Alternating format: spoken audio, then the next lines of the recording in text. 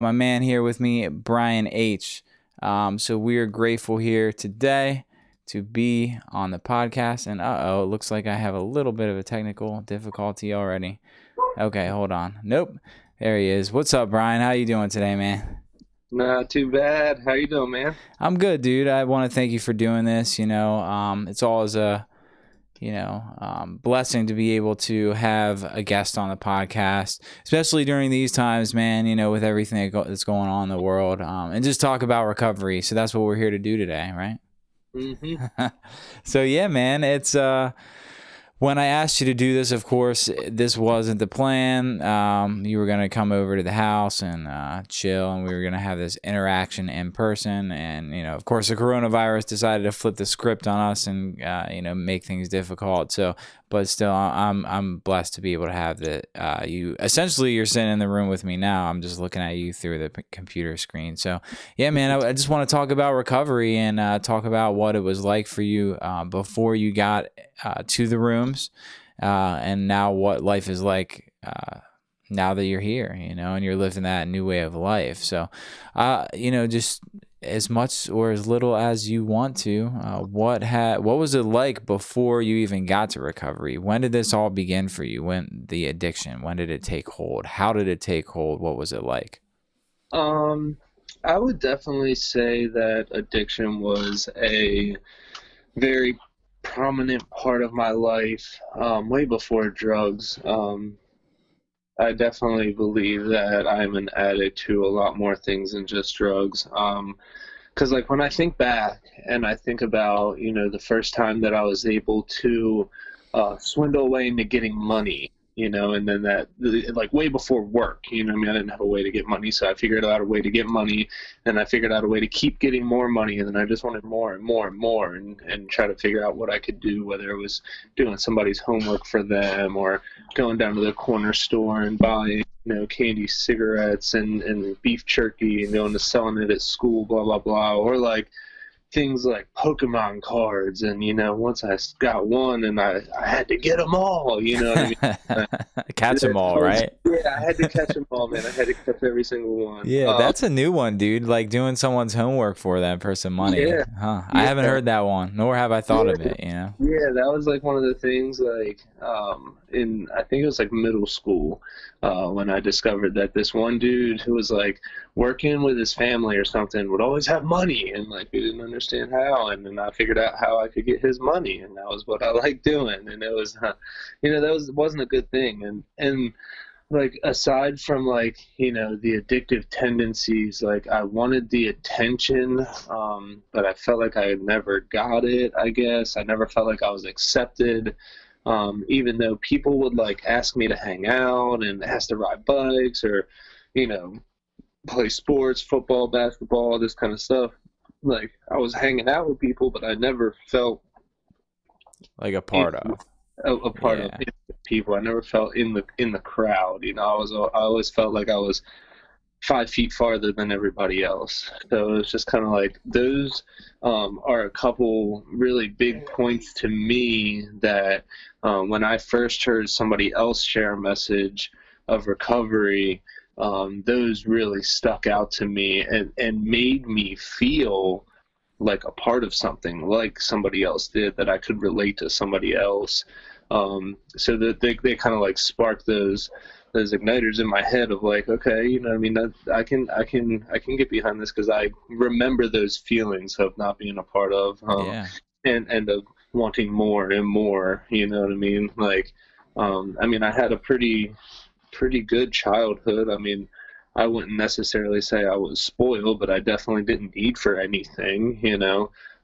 But I always felt like I wanted more. It didn't matter what I had. If my mother bought me a pack of gum while we were at the grocery store, I wanted to get a candy bar too. And if I got that candy bar, I wanted, some Tic Tacs. And then like, at that checkout line, whenever we were leaving, like, I always had to get something. It's always something. Yeah. Now let me ask you something. That feeling of wanting more and more, like, does that still exist with you?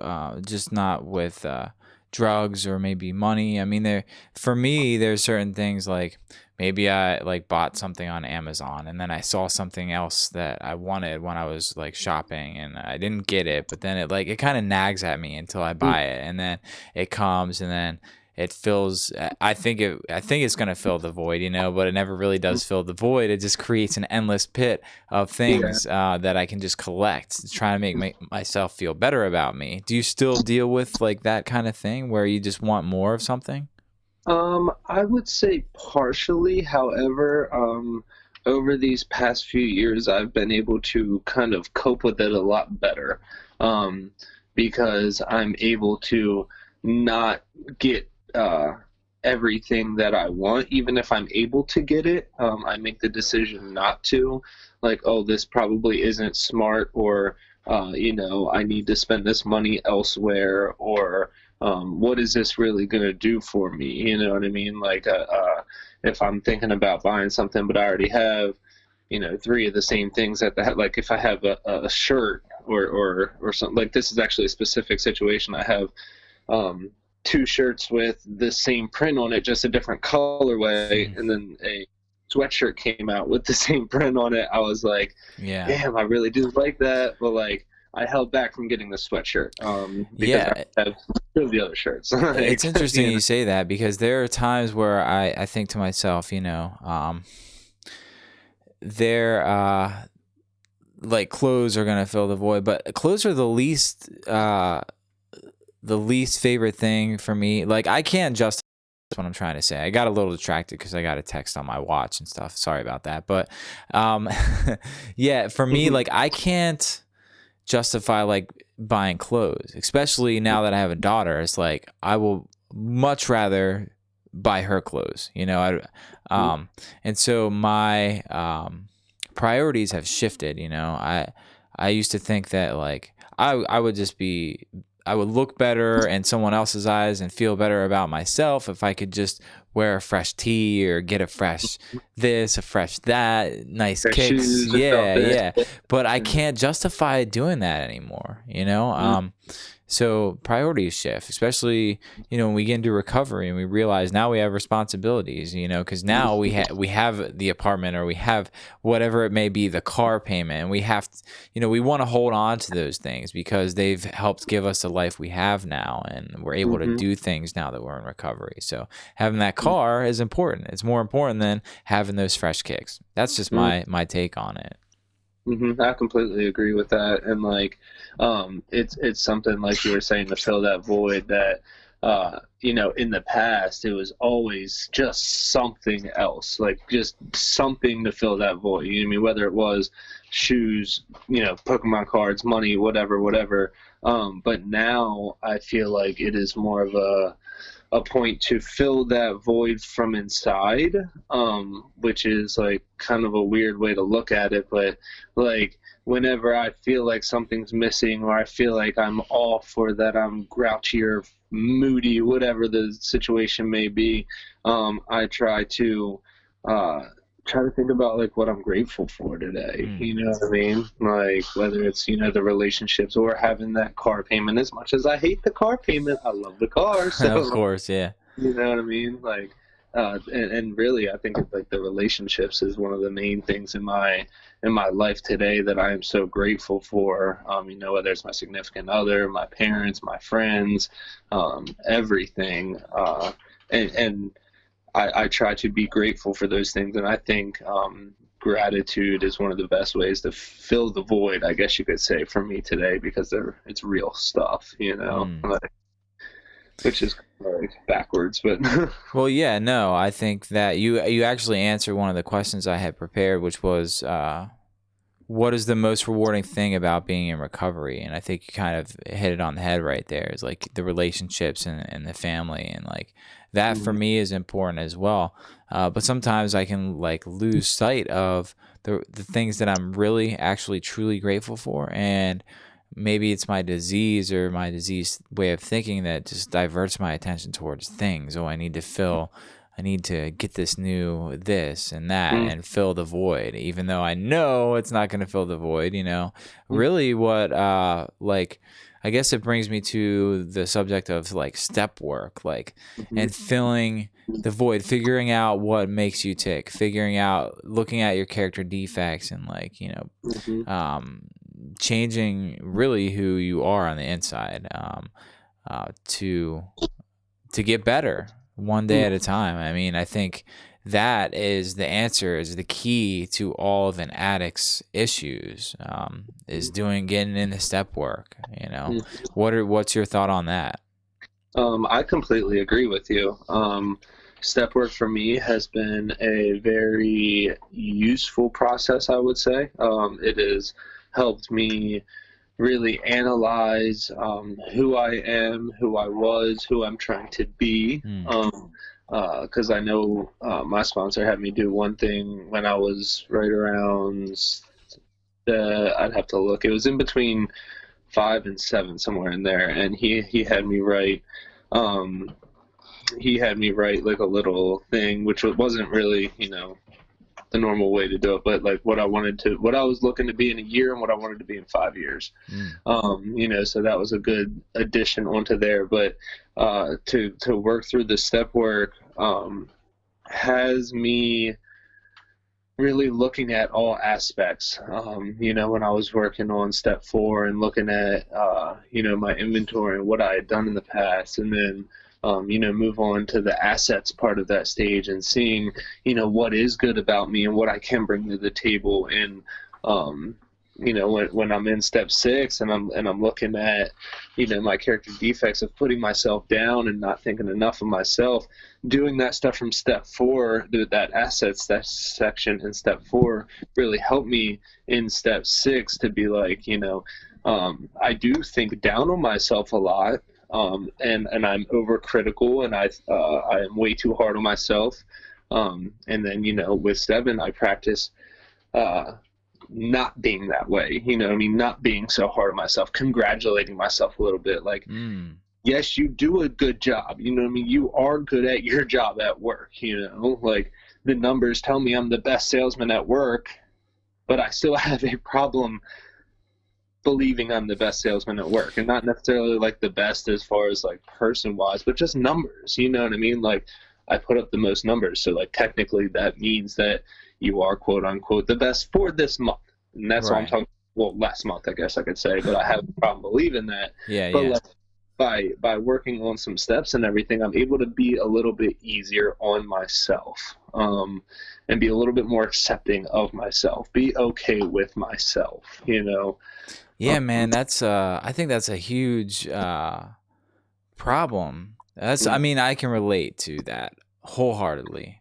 Having a hard time being in my own skin and just accepting the fact that I'm a good father or a good employee or a good boyfriend, a good son, happy Mother's Day. Just being hard on myself, right? Being hard on myself and thinking, or just not being able to accept who I am, I struggle with that, man, a lot, even still. And like, you're further along in the step working process, you've got more clean time, and like, that's where the hope is. Like, talking to another recovering addict who has been there, that knows what you're feeling, right?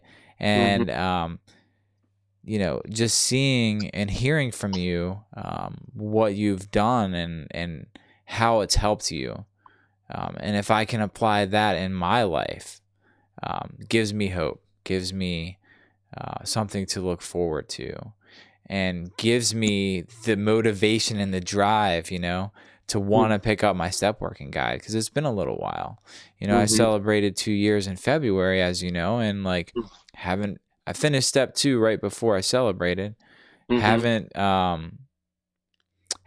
been able to pick up, or willing, I guess, to pick up the step work working guide and get cracking on that step 3. Now I did. I read the literature for step 3 and did everything in preparation to start writing on the questions in the step working guide, but haven't brought myself to put the pen to the paper, and that's the hard part for me, because I guess it feels like homework. It feels like, and like here's the way I've had it described to me before. It feels like I have to wait till the right time till I feel good about myself to be able to write on it. That time's never gonna come until I put the pen to the paper, and then I'm gonna feel better about myself. It only comes after I do the work. Yeah. And that's what I need to realize, man. And like, just sitting here talking to you right now has helped me realize that. It's really cool to see someone, like, I guess you got clean a year and 8 days before me. Your clean date is, correct me if I'm wrong, February 10th, 2017, right? Correct. And I'm February 18th, 2018. So we're just about a year apart from each other. And it seems like to me, and maybe this is me being super self-critical, it seems like to me you're way further along in your step working process, and that's awesome, dude. Congratulations. Well, that's one thing that I actually wanted to touch on, because so with me and my step work, right? So I actually had gotten clean, I guess you could say the second time in 2016. Started trying to work on some steps, and then I ended up relapsing, right? By my clean date is 2017. So like I had went through, like, I don't know, I think it was like step 1 and maybe 2. So when 2017 came along, I had to restart. You know what I mean? That's what my sponsor suggested. I said, okay, let's do this.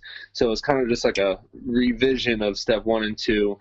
Really had to surrender and redo this whole thing. And then, from that relapse, I feel like that was like a kickstart. That was a kick in my ass. I was like, all right, we need to do something different, or you're going to do the same shit, So I started like knocking it out, man. I started like rocking it out. I ended up getting a job pretty early on in recovery, and my job has me off during the off season, the winter. Okay. And like that winter came along, and it was video games and step work. That was my winter. Yeah. Because I was on like 10 employment. So I was like rocking it out. Yeah. And then I started moving very quickly. I started moving faster than I know a lot of people do with their step work, which then got me very self-conscious about my step work, which is like a weird way to be, because I felt like I was moving too fast. Okay. I felt like I wasn't being thorough enough. I feel like I wasn't doing it right. And that's something of my character defects, that I feel like I'm never doing it correctly or enough, or I need more. You know what I mean? We go back to that option again. And this is like something that I had to talk with a lot of people in my network about, a lot of people with a lot of clean time, my sponsor, some people with a similar clean time to me, about how quickly that I'm doing my steps. And it's not like nobody's ever went through the steps at a faster pace than other people before. And that's the whole thing that was really reiterated to me, is that it is not a race. And like the way that like you do your step work, as long as you are being thorough and honest, do it at whatever pace it comes through. I started rocking out steps within my first like year, and then I kind of slowed down, and then I kind of slowed down, and it's definitely been a process. But I just want to say like this for anybody who's listening, like, do not get far into your head about the pace that you're doing your step work, whether it's too slow or too fast. I feel like everybody is in their process, and it's not something to compare to other people, because the same way that you or other people have compared to other people I know, like myself, or I know a couple other people who have like a few years clean, or like pretty far along in the steps. Other people are like, oh man, I need to be going faster. It's the same way that like I know and I talked to some other people about it. They're like, maybe I should be going slower. I think it's that thing with like sometimes we're not okay with ourselves or how we're doing it, even if we are doing it good. And that's kind of like the same thing that I was just talking about a little bit ago, you know? Yeah, and I think you mentioned like a couple important things there. Doing it thoroughly, Mm-hmm. but honestly is super important. You know, if we're not honest and thorough in our program, you know, it's not going to avail us anything. So, taking our time is okay also. Mm-hmm. Doing it faster than you see other people around you doing it is okay also. As long as we're being thorough and honest. For me, one of the things I like to say is like I like writing on a step and then living it in my life, practicing what I've learned. But I'll use that as an excuse. That's the issue, right? And when I start using it as an excuse as of why I'm not picking up the step work and moving forward, because you know, I'm practicing what I've learned up until this point. You know, if I use that as an excuse, that's when it's a problem. And I think I'm at that point now where it's like I don't have any excuse to pick it up. Just pick it up and start writing and working through that with a sponsor. That's the other important thing. Like, you don't do step work alone. You know, just because you have a step working guide and a notepad and a pen doesn't mean like you're gonna get better on your own. We need to bounce our ideas and our thoughts off of someone else because you know, we can't spot self-deception, you know, on our own. So that's a huge thing, you know. So yeah, man, that's cool. I'm glad. So what step are you on right now? Currently I'm on step 12. Oh, wow. Okay. This is your first time through the 12 steps, 1 Correct. through 12. Okay. Yeah, so I just finished going over 11 with my sponsor, probably, I'd say a few weeks ago. And I'd say maybe this was right when the quarantine thing started because I had to go over my step over the phone with him. It was like right when everything started like going crazy and nobody could see anybody. All the meetings just got shut down. And we actually, we kept having plans to do it. And we were both pretty busy, so like they kept getting put off, and then this whole quarantine thing happened, and finally we were like, dude, we're just doing it on the phone. Like, we're not even doing stuff, we'll do it over the phone. So like meditation has become a big part of my life. Obviously you do not have to wait till step 11 to start trying to meditate. It just was in my like process. So I started to try to meditate, and it's like a weird thing. It's a weird thing to try to quiet my mind because I feel like I always have something going through my mind. So I've tried to watch a couple different videos on different people who meditate. My sponsor sends me videos of Russell Brand on things of how to meditate. I watched one of somebody else to try to get some ideas of different ways to meditate, some different people's outlooks on what they feel like they should be getting out of meditation. And like what I've discovered so far is like trying to find a way to quiet my mind, to find nothingness, I guess you could say. Which is very, very difficult. I don't meditate for very long periods of time right now.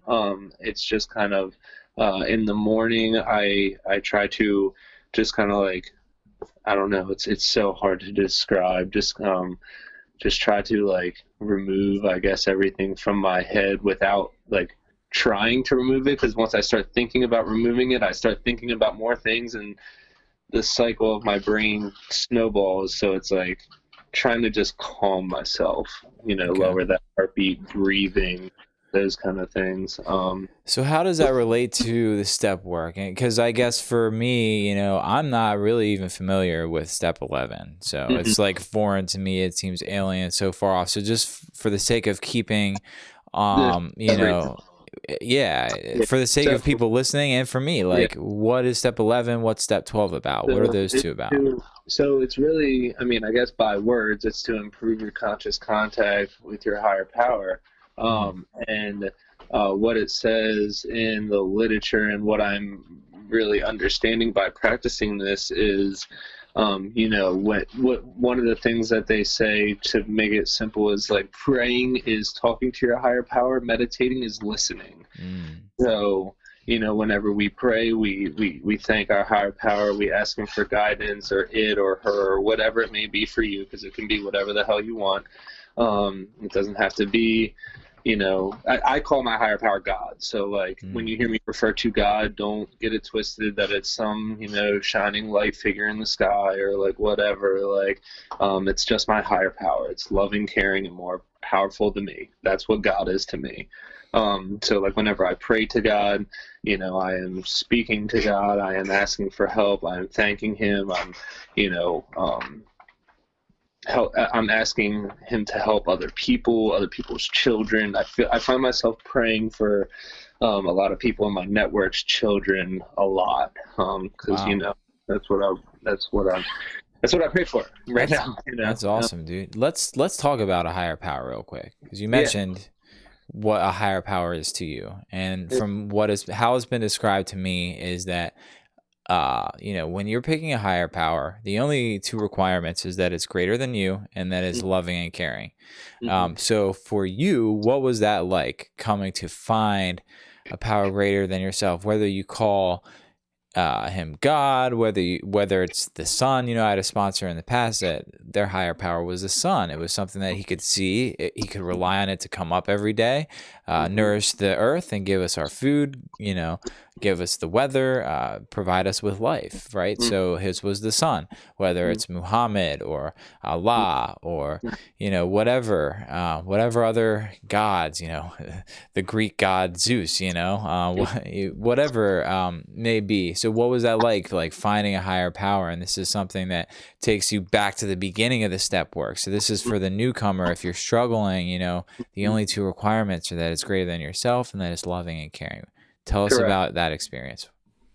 So for me, that was a very difficult experience in the beginning, actually, because when I first heard God, I'm sure as a lot of people can relate, I first heard God, I automatically relate that to religion.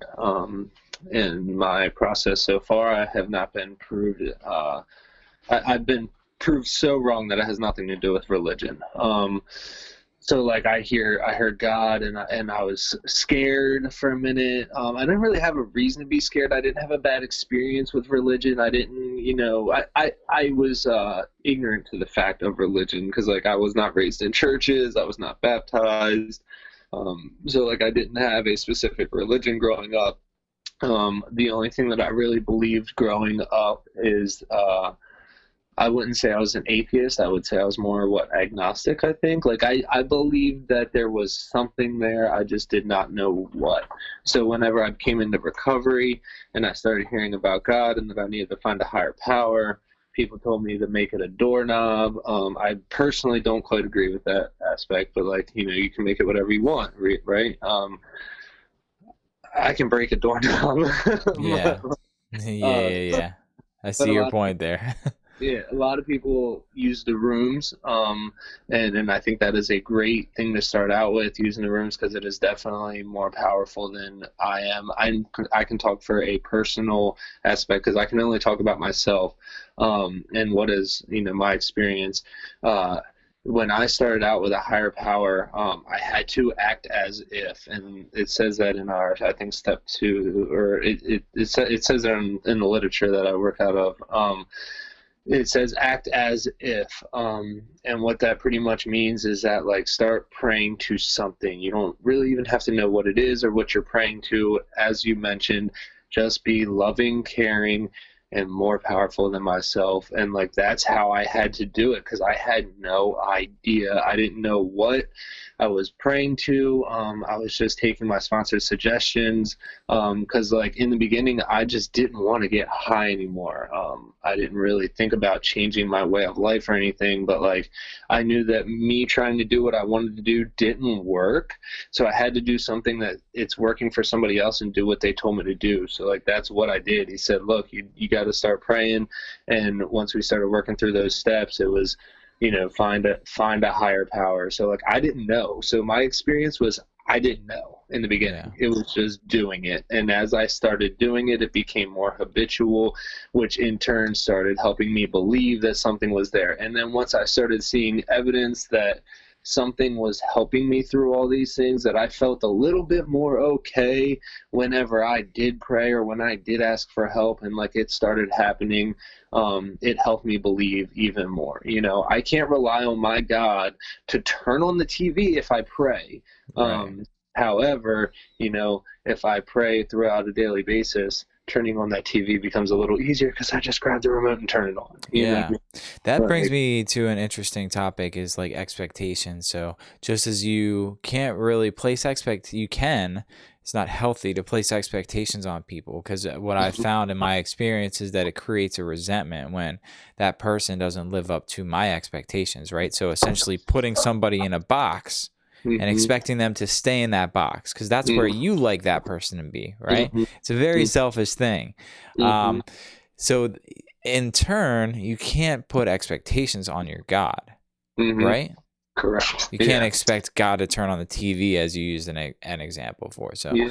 So at what point did you let go of your expectations, right?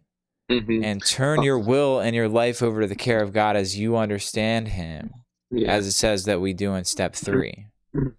So I would definitely say, um, I think I'm supposed to stay when I was working step 3, but I don't really think that that was my exact experience realistically, because I personally think I tried to work step 3 thoroughly when I was at that stage in the like pen to paper type thing. Mm-hmm. But I would say that it wasn't until a little bit later, and still currently, because like for me, I got to work the steps on a daily basis. All of them in my life, incorporate all the spiritual principles in my life on a daily basis. So like letting go and letting God, as a lot of people like to say, I feel like became a lot easier a little bit further on. I don't know exactly when, but I definitely would say it was probably a little bit farther for me. And like we were talking about earlier, I went through the steps a little bit quicker, so I didn't really have that much experience as far as like being clean and like what being clean is like, and like still being a little bit crazy like in the beginning and all that kind of stuff. Obviously I'm still crazy, but I'm a little bit left now. So like I feel like now I am a lot better with believing that things will be okay than I was like when I was on step 3 in the pen and paper type Okay. thing. Right. Did you deal with any like reservations early on in your process? Like whether that's reservations to use or reservations to live a certain way that you were living when you were using, even if it Yeah. didn't have to do with using drugs. Maybe you liked, I'm gonna use an example that may not apply, but maybe you liked to gamble. Maybe you liked, uh, you know, who knows, whatever it may be.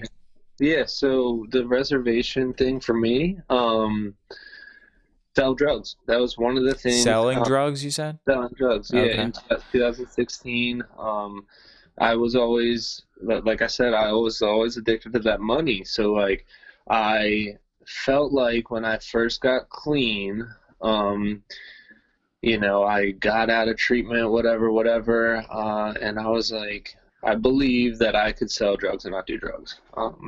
I consider that a reservation, mainly because the opportunity presented itself. Uh, I tried it, it didn't work. I relapsed, and it really became part of my step work. Yeah, I'm Um, sure. and that's one of those things that was one of my main reservations, that I had to hit my head on, figure out the hard way, because I did not bring it to light in the beginning. You know what I mean? I did not talk about it in the beginning. I did not say that was like anywhere in my brain. Now, one of the other biggest reservations, that I would say that I have, or I have since addressed it, and I feel a lot better about it now. Um, the passing of a family member. I'm going to say my dad specifically because my dad was diagnosed with stage 4 melanoma about 2 years ago.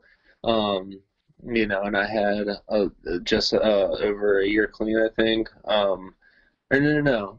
This was I think it was actually 2017. So I think I had like 6 months clean because it was in like July or August, somewhere around there. And so I did not have much clean time, and they pretty much said he was going to die. You know what I mean? So like I didn't know how I was going to handle that. I get along with my dad very well, and it took a lot of practice and a lot of talking to a lot of other people to try to prepare for this situation. And then this ties back into the letting go and letting God thing. Which is essentially step 3, letting go and letting God. Right? Yeah. So it ties into that because I did a lot of praying. I still do a lot of praying. And it has done nothing but grow my faith because my father has been pretty much cleared of something that they said that he could not be cleared from, that they could not cure it, that they could just make it more manageable until the inevitable happens. Well, it is gone now, so I'm telling anybody out there, never lose faith, even if the doctors tell you bad stuff, because like it could happen. Yeah. I know And I that's hear awesome, about the dude. question, but Congratulations on that. I know that, yeah, you shared that a couple weeks ago on social media that, he's cleared of the melanoma. That's huge, man. That's so awesome. And like going back to the prayer was like, for me, my experience with prayer is that I didn't know how to pray when I got here. I thought prayer was these things that I recited that I was taught growing up. I had certain prayers I did before dinner. I had certain prayers that I did at bedtime. And this is what my parents taught me. And I could probably recite them now, but I'm going to spare you, because really those prayers were just like automated. They weren't really heartfelt. They were just like, this is routine. This is part of my routine, just like brushing my teeth. I'm going to say this prayer before I go to bed. And they were essentially like nursery rhymes or poems, So that's what I thought prayer was until I got here. And then I started to listen to other people pray. And that's how I learned how to pray. And I still struggle with prayer in the sense that I don't know what to say half the time, So what I try to start with is like, I'm grateful. Thank you, God. And I just thank him and tell him why I'm grateful. And then I ask him to help me with things. And I don't do a whole lot of praying for other people unless I know something's going wrong, in their lives, and that's when it becomes evident to me to pray for other people. But jumping back to step 11, where you're at now, and I would like to like touch on the steps between 3 and how you got to 11 from 3. Sure. That's important too. But I want to jump back to step 11, where you mentioned like meditation is like when you're listening. And so jumping from step 11 back to 3 is like I'm learning how to pray, right? And I'm learning how to what to pray for and talk to God. So it started out just watching other people pray. Then I started to pray the way they prayed. And now I've been able to develop my own relationship and my own understanding with God through just practicing prayer. So it's important to me that I practice that on a daily basis. And some days I'll forget. And, and I think that's just natural. Life happens, right? But how does one get from, praying and talking to God, but then listening to God? So this is where I want to jump into 4, 5, 6, 7, 8, 9, 10, and 11, referring to the steps. So all that stuff that happened in between where you're at now, talk about that. Okay. So I know after I started your camera angle. Yeah, there we go. It's all good. That's why I got a new pop socket coming in now. Yeah, man. It's all good. So with after 3, that's when I start. I'm gonna try to sum it up as much as I can because I could probably talk about this for another 3 episodes of your podcast. Sure, I'm sure. Yeah. So for 4, I started analyzing what had happened in the past. Started taking my inventory, looking at the relationships, the things that I had done, like I mentioned earlier, moving on to the assets, what I can bring to the table, things that I didn't want to tell somebody else. All these things I had to put down, put on the paper, make it real. You know what I mean? Like, make it that these things definitely happened. I did them, so it's nothing new. You know what I mean? They happened to me. It's nothing new, which way it was on it. Did I hurt other people? Who has hurt me? All these things. Because sometimes, like, you could have done something in the past that you didn't think was hurting anybody, until you look at it in your step. When you were a kid, calling somebody fat and you didn't think it was a big deal, and then, like, you hear they committed suicide, 5 years later, and it's like, wait a minute, did something that I did or said or something like that have an effect on somebody? And, like, you have to work on those things and bring those things to light, because, not saying that you calling somebody fat made them kill themselves. It could have had a place in it. You know what I mean? That's Sure. like that towards other people and things like that. And, like, don't downplay stuff that had happened to you as well, whether it was, physical, mental, emotional, and I'm talking like the abuse factor of everything, whether it came from your so-called friends in the past or your family or whatever that route is. And then, like, moving on to, like, sharing that with, my higher power, somebody else, like, myself, sharing those things with myself, and I chose to share it with my sponsor, because that's what was suggested, moving through 4 to 5, still working on those things, and being able to transition from, this is what I did, this is what happened to me, this is how I am good, this is what I can bring to the table, sharing that with somebody else, moving on to, looking at your defects, and for me, looking at my defects and looking at, how impatient I am, how I have expectations of other people, how I am overcritical of myself, how I should be doing some other things, as far as, like, not playing video games for fucking 12 hours a day, like, these different things, and, like, being able to analyze all these things, and put them down on the paper, and then transition, again, talking through it with my sponsor, and how we think we should go about doing this, because, like, you have to be careful what you pray for. We talk about these prayers, and you talk about, like, praying for patience and stuff like that, because that's one of the biggest things for me, is praying for patience when I'm driving, when I'm dealing with other people, and, like, letting go and letting these things happen, going back to that, working that step 3 as I'm working through the steps.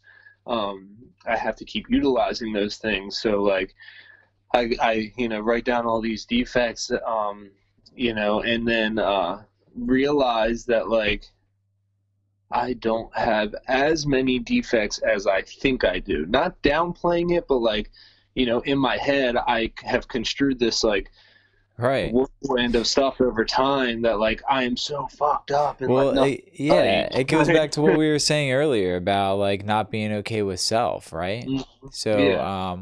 that's cool, man. So Yeah. really, step 4 was about, like, taking that inventory, seeing how you may have or had an impact on somebody in the past. Now, that includes negative and positive impacts. I'm not exactly sure.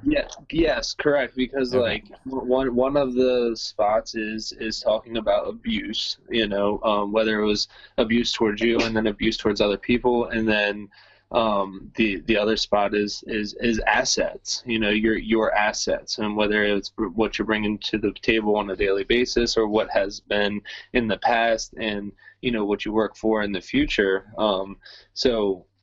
So whichever way, and obviously I don't remember exactly what the literature said, but that was my interpretation of it. Okay. So then, the assets part, that's a separate step in itself, right? a separate section of step 4, correct? Oh, okay, okay, I got you. Okay. Yeah, like a lot of people like talk about step 4 and they like think about it's all bad shit, but it's really not. Like Yeah. you look at the good part of yourself as well in step 4. I think people there's a big like misconception about step 4, I think, is from what I understand is that a lot of people get stuck after step 3 and moving on to step 4. Where do you think that comes from? What is the fear there? I think it comes from and I hate to say it like this, but let's say the media of the rooms, because so many people are like, oh, step 4, I didn't like doing step 4. Step 4 sucks. So like a lot of people hear that, which in turns make people afraid of that. And a lot of times, you know what I mean, we are fear driven in this program. We don't do things because of fear. We don't like change. Change is uncomfortable. So like that is a preconception of step 4, is that it is not something that is going to turn out good, I guess you could say. It's looking at all the bad. That was my conception of it in the beginning, is that it's all bad. Yeah. And that might have just been what I was listening to or what I heard. You know what I mean? I might not have heard the other side of it. But I know for me personally, after working through it, and I don't want to like down any of the steps or anything, but like step 6 was harder for me than step 4, because I had to really get in and figure out what I need to fix about myself. You know what I mean? Character defects and everything. Like, so before moving on to past step 4, I just want to reiterate something you mentioned, is like that fear. We don't do things based out of fear or uncomfortability, but you know, it was what I've learned in my experience is that the change happens outside the comfort zone. Yeah. And that why are we even in a 12-step program if we don't want to change? You know, this program is about change. You know, we're in this to change. And some people get stuck from that fear, you know, and it's easier to go use. It's easier to not deal with something. It's easier to just stay complacent. But you know, what I've found in my experience is that that's not rewarding. It's not the reason I'm in recovery, you know. So, you know, breaking through that fear, I'm sure you've gotten to places in your process where you've gotten stuck as well, based in fear or being uncomfortable, and like working through that. If you want to, I mean, there's so much to talk about, man. We're limited on time, but getting through that fear, how do you overcome that? Like, do you rely on people in your network to build you up? Do you pray about it and then meditate and listen to all of that stuff? Yeah, realistically. Okay. Oh, you still there? Okay, cool. Yeah. Sorry, like for like a second. yeah. It's all good. It's gonna happen. But all that stuff, as far as like my network and praying about it, I know one thing that had me held up for a while, and you know, we're jumping, but like that's what we're doing, is step 9. Okay. Like after I wrote on all these you know, amends that I had to make on step 8, and I mean, we kind of touched on 4, 5, 6, and 7 a little bit, but like jumping around a little bit. You know, I wrote on these things in step 9. On step 8, on like these amends that I had to make, and like step 8 isn't making amends, so like don't get it twisted. Hold on. Okay. I think it's important that we kind of like establish what each step is before you go into it. So step 8 is making a list of people you have harmed, right?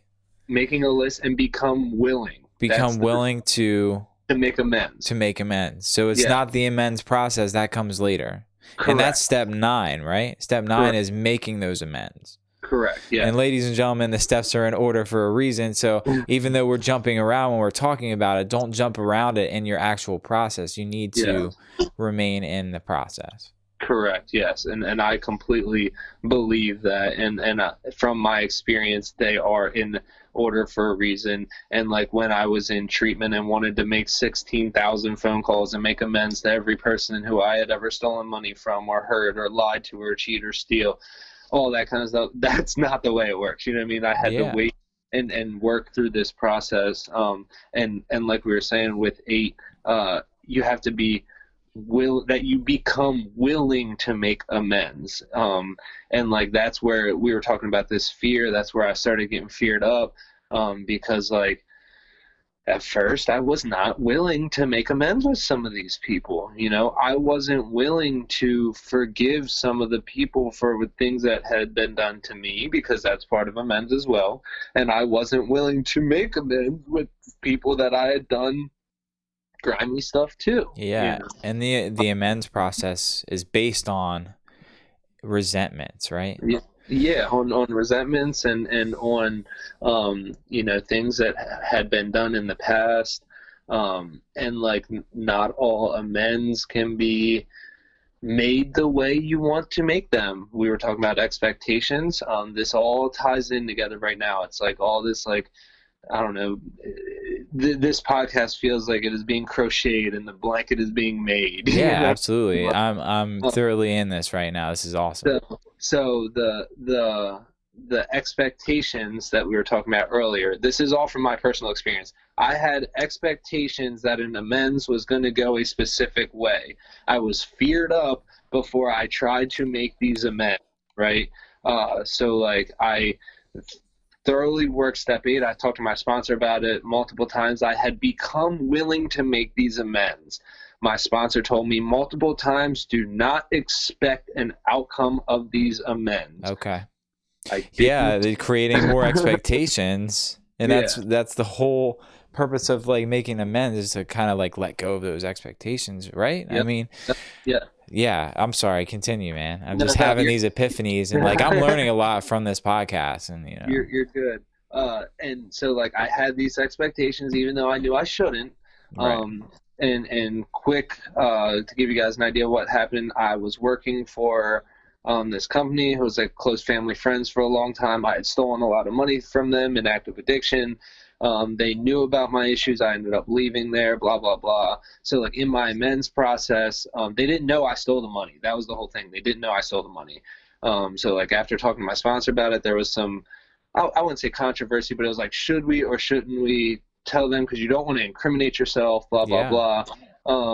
So like you can make amends different ways. So we decided that it was better to tell them, because we didn't believe any like legal action or anything was going to be taken. Okay. So I brought it forth to them. I admitted what I did. I took fault for my action, and I presented a solution, I guess you could say. I asked to essentially do work for them for free. I wanted to like work for a week for free. That's big boy stuff, man. That's awesome. Like it talks about, real quick, and I'm sorry to jump in, but it talks about, I think, in the step where you making amends, as long as it doesn't do any injury or harm to yourself or somebody else. So you were talking about like not being incriminating yourself, so at what, like, how did you decide that it was a good idea to do that?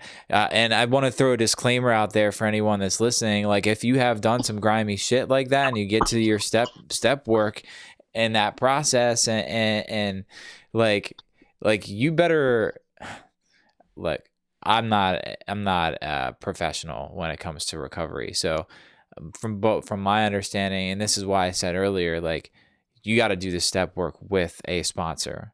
Mm-hmm. So don't go ahead and move forward to make amends without discussing with your sponsor. Correct. Yes. 100%. How did you come to that? Like, how did you come to that decision to do that? Yeah. I mean, that's pretty risky, but that's awesome. That's some big boy stuff. Like I was saying, how you decided to like do work for free. Like, how did you come to that? So after discussing it with him, like I said, I mean, it was more of a family friend, to where I truly believe that there wasn't going to be like legal action taken, and it felt, so this is like where the prayer thing comes in. I prayed about it a lot, and it felt like that was the next right thing to do. It felt right to tell him what I had done, to admit fault about it, and like to offer a solution. So I would say mainly between talking with my sponsor and prayer is how I came up with that idea. And then, so I brought it up to him. and I had these expectations that I was going to go work for free, right? Everything was going to be cool. They were going to forgive me. I'm in Sure. recovery now, you know what I mean? So everything could be okay. Yeah, and Uh, that's a common misconception moving forward in this step is that, people are just gonna, be okay, you know. yeah, This was a couple years later. This was probably 2 years later 2+ years later that I was trying to do, this. So like when I talked to him, he goes, "Oh, it's going to take time for me to, it's going to take time for that to get better." Because this was brand new to him, so he didn't know this. And my mind was like, "Dude, it's been over 2 years. How much time do you need?" yeah, He shut me down. He shut me down. He was like, "No, no, I don't want you here. Don't worry about it. Just no, and did not take it anywhere near what I was expecting, and that was my issue for having expectations. And so, like, result of the story, I didn't go work for him. However, we did this. Me and my sponsor discussed. I did make the amends that was addressed in step 8. I became willing to make the amends. I tried to make the amends as best to my ability. So now, on a different aspect, I do more of a living amends with that type of thing. It's a carnival. I used to work for a carnival, and okay, so whenever the carnival comes around, I take my business there. You know what I okay, mean? right. Me and the boss are now on, I guess you could say, more speaking terms. I mean, I don't know if I would have an opportunity if I were to go work back there again or not. It's not really something that is in my foreseeable future, so I didn't really attempt that. But we talk, and I think we are past that whole thing. So, like, I believe that the amends process does work, is what I'm saying. And also, I had to work through that fear, like we were talking about, and I had to learn the hard way not to have expectations, because I got very disappointed when he didn't let me come work for free. Sure. I was like, "What do you Well, mean?" you mentioned two things in this whole revisiting your step 9. In this particular example with the employer, you mentioned your attempt, right? Because to make financial amends, right? And through making those financial amends, you were also going to do a living amends, which would have been like working for free, right? It's kind of like intertwined together because like a financial amends is when you pay back someone that you've stolen from, whether that's money or physical items, right? But what's that? I said like time, like giving them your time or whatever you can. Right. Yeah, exactly. To make up for that, of which you've stole from them, taken from them. But a living amends is where you do just that. Like you show them how you've changed, but it doesn't have to be a big show either. Like, you don't show them by just like showing, "Oh, look at me now." You actually show them over time how you have changed, right? And maybe that's where it fell short for that particular example, because that person hadn't seen how you changed, right? You just went back there knowing that you've made an internal change, but offering your service. Correct. Right. He put you in a box, essentially, is what I was talking about earlier. He put you in a box, and that's how he sees you. And this is something I was talking about yesterday with my girlfriend. That person is the only one who holds the key to that box. And until they're ready to take you out of the box, you're going to remain in the box, right? So that's something pretty interesting. We're getting a little short on time. There's a couple other things I wanted to talk about, but first, without like rushing you, of course, how like moving past that amends process, or maybe not even that particular amends, but moving past that step into step 10. What is step 10 all about? So step 10 for me, and I believe for a lot of other people as well, is like taking a daily inventory. Okay. You know what I mean? Being able to admit when you're wrong, or if you, whenever you do something wrong or right, you know what I mean? Because like I was saying in step 4 with that inventory, like it's both, you know what I mean? It's doing stuff bad and good. It's doing stuff wrong and right.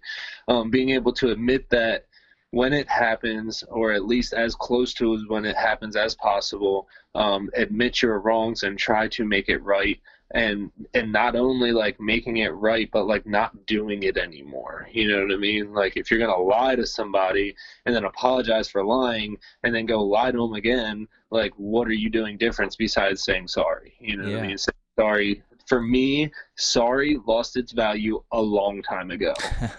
Like, Yeah, man. I mean, I can totally relate. I don't like to say sorry to people. I like to show them. yeah, I like to Uh, show sorry, not say sorry. yeah, man. And sometimes I really have to humble myself, and like I may think that other person is wrong, but what's going to be more conducive to the relationship, Mhm. showing them that they're wrong is not going to help anything. And if I want to improve my relationships with people and be on good terms with people, how do I humble myself to get to that point where it's like, all right, I may think that they're wrong, but what am Yeah. I going to do to move past this? Because sometimes, and I've talked about it on previous podcasts, is like I can get stuck in my head, I can get angry, and I can Mhm. just let that anger build and build and build until I explode, man. And that's not where I want to be today. So Mhm. taking that daily inventory is sounds pretty cool, and I Yeah. do take an inventory, and this kind of like, I just want to revisit what I had said earlier about the steps are in order for a reason. Like, and I'm by no means on step 10, but that doesn't mean that I can't analyze how my day went, Hmm. but Correct. yeah. That's one thing that I was going to say real quick is that, like, yes, the steps are in order for a reason, but that does not mean that you can't apply those principles in your life on a daily basis just because you haven't reached that step. Like, I heard somebody one time, they were joking, but like it could be something serious from some people, like, oh, I'll get to that when I reach step 9.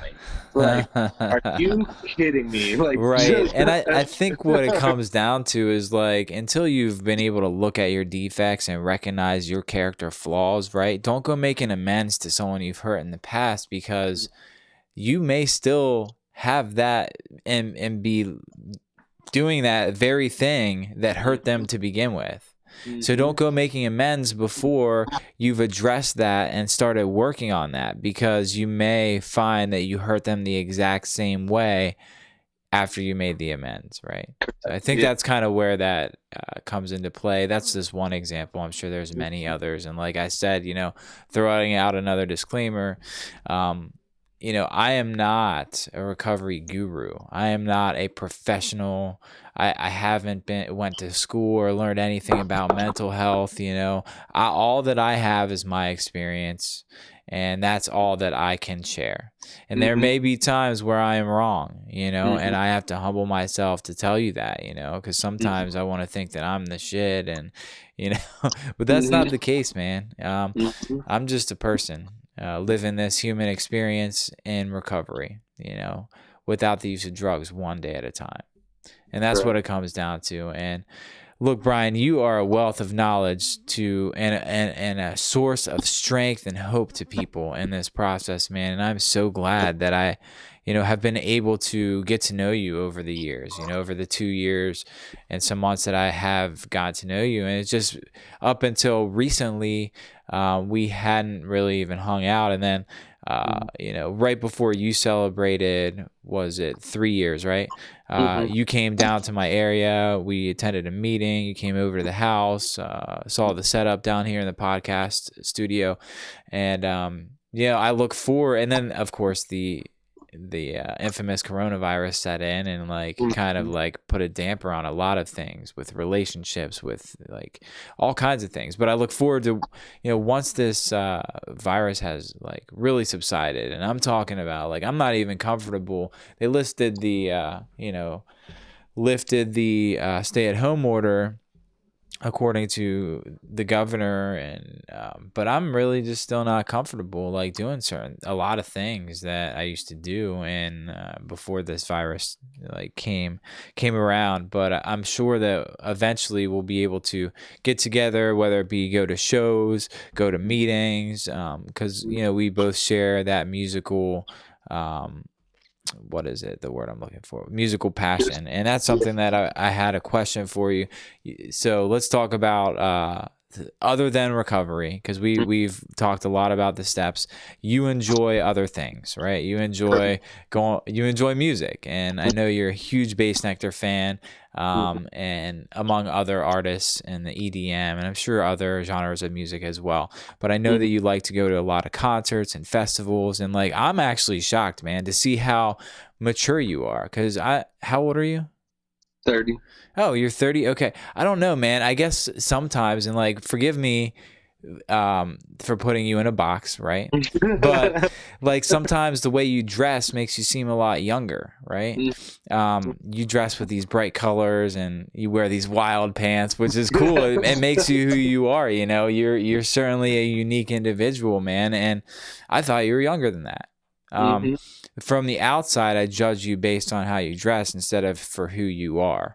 And that's cool. So I've been able to take you out of the box today that I had you in and get to know you a little bit better. And like, I look forward to expanding our relationship like that. And that's the opportunity that recovery has provided us today.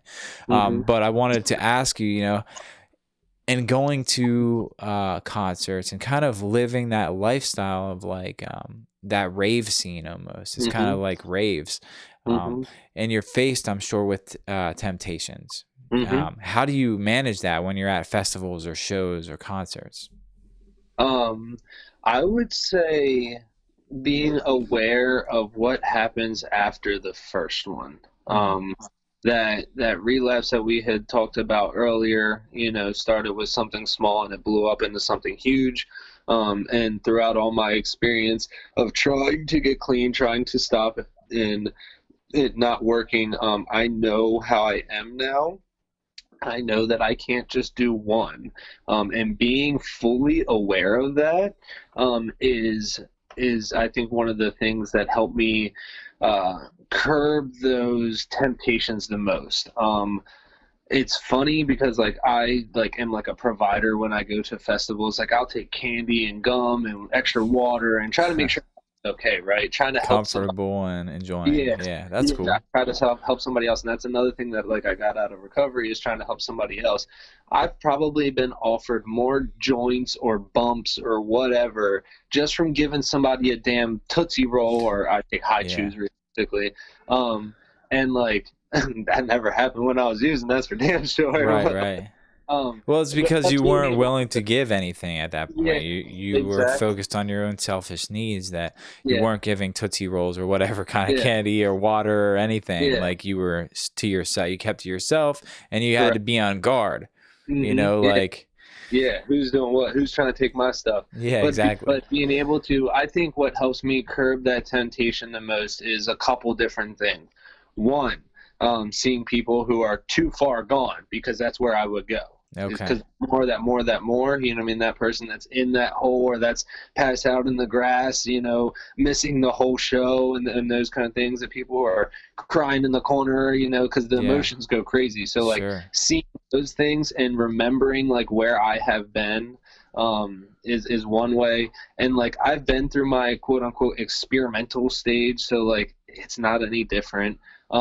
Three, a lot of the stuff out there now today's I'm feared up of, you know what I mean? People are dying from coke. So like, you know, you go to do, and I don't really mean to go like, you know, drug specific and everything, but like when you go to do that, like you don't expect to have fentanyl in there, but like people are dying from doing coke, and like you never know what's in what nowadays. So like between like fear of not knowing what I would get, playing the tape through of knowing how I am, because I don't just stop at one, you know what I mean? Seeing other people, and also my network at the festivals. Like, that's huge. And I see pictures of you with a lot of other people in our recovery network that are there at the festivals with you. It's cool that you can share that experience with other people in recovery.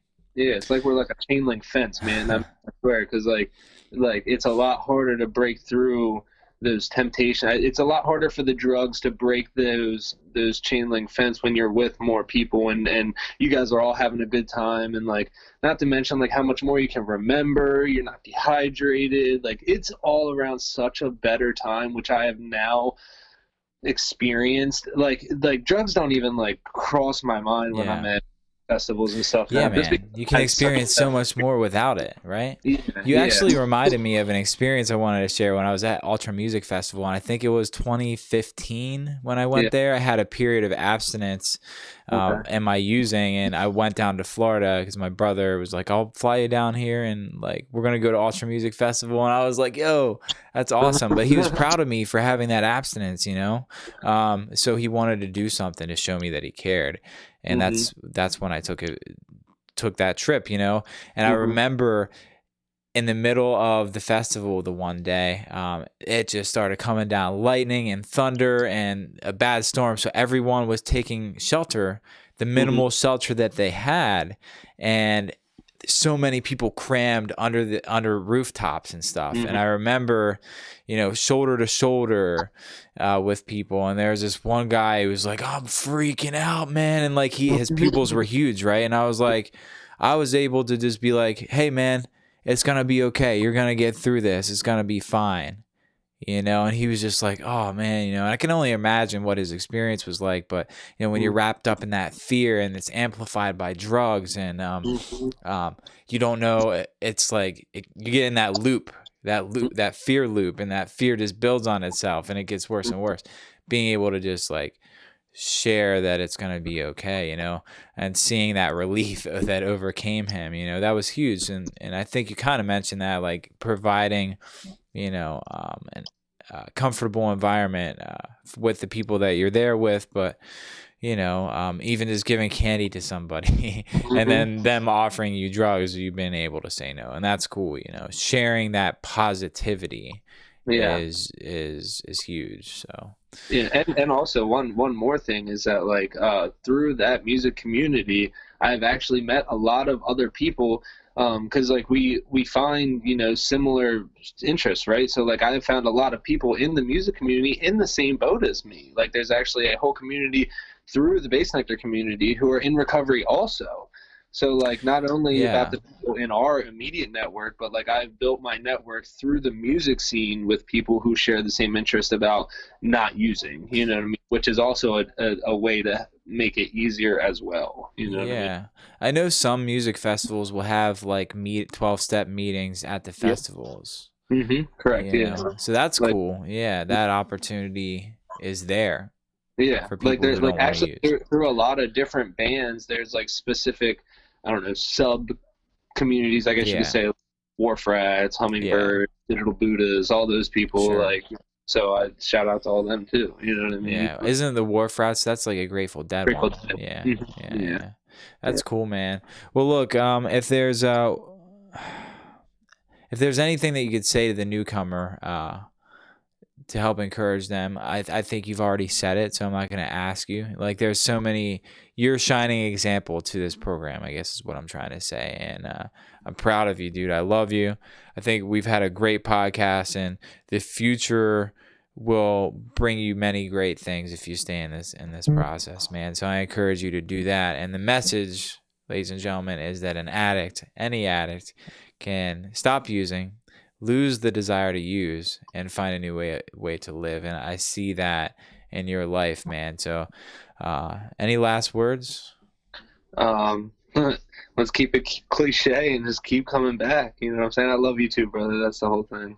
Well, thanks a lot for doing this today, Brian, and happy Mother's Day to all the mothers out there. Thanks for tuning in.